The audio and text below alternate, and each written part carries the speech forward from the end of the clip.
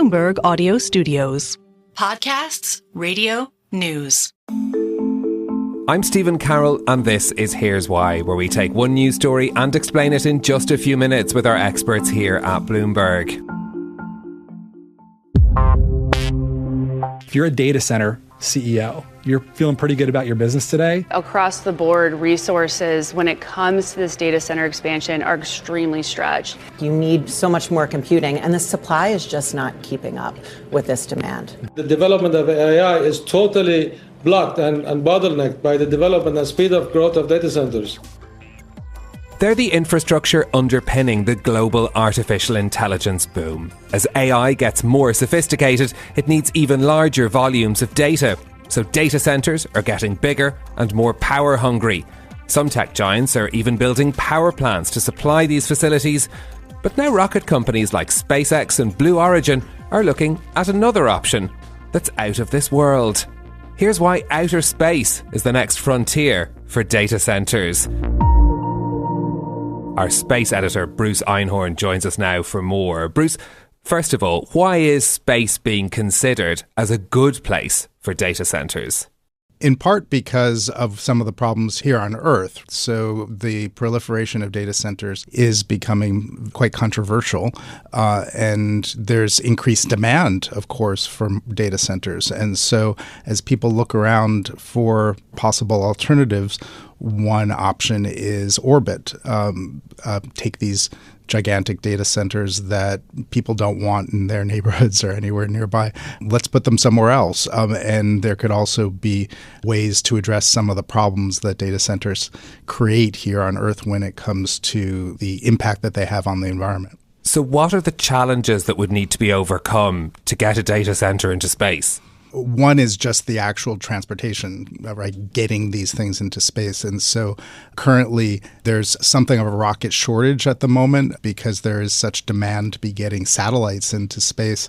If suddenly you want to start building large data centers in space as well, you're going to need rocket capacity. And so that's one problem at the moment is we don't have the rocket capacity. That's something that companies like SpaceX hope that they'll be addressing sometime soon with new rockets.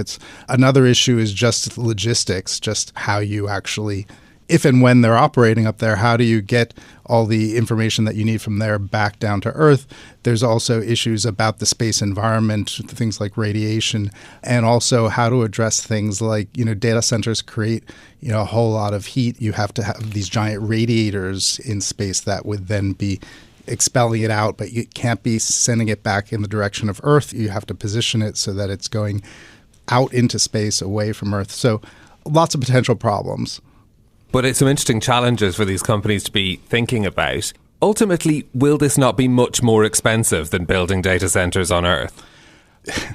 That is a very good question. And it does seem that it is going to cost a whole lot of money, yes. But as I was mentioning earlier, one possibility that rocket companies look to is reducing the cost of access to space. And so SpaceX, for instance, working on its giant Starship rocket, if and when that rocket is ready to be launching multiple times, enough to be able to build these things, the idea is that will be lowering the cost sufficiently that you'll be able to get these things up there in a way that wouldn't break the bank.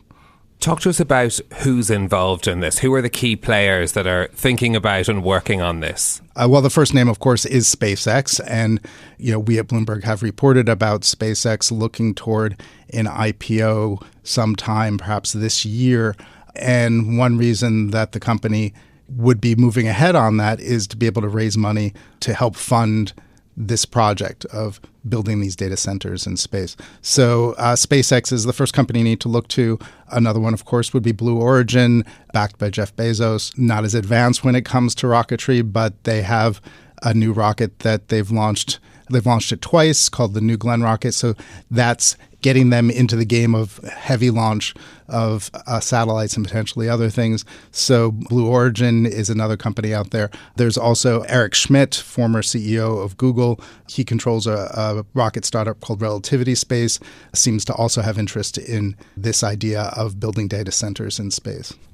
How soon could this become a reality? I'm guessing from what you're telling me, it's not too soon. it's not going to happen very quickly that we're going to have these big data centers up there, up and running.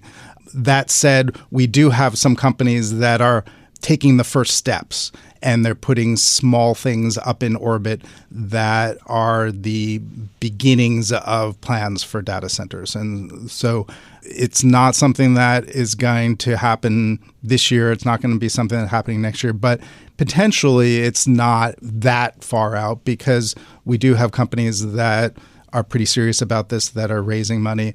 And if all the other things fall into place, for instance, getting the big rockets that you need to be able to launch frequently to get these things up there, it's possible that it's not that far out. Okay, well, one to watch anyway. Bruce Einhorn, our space editor, thank you very much for joining us.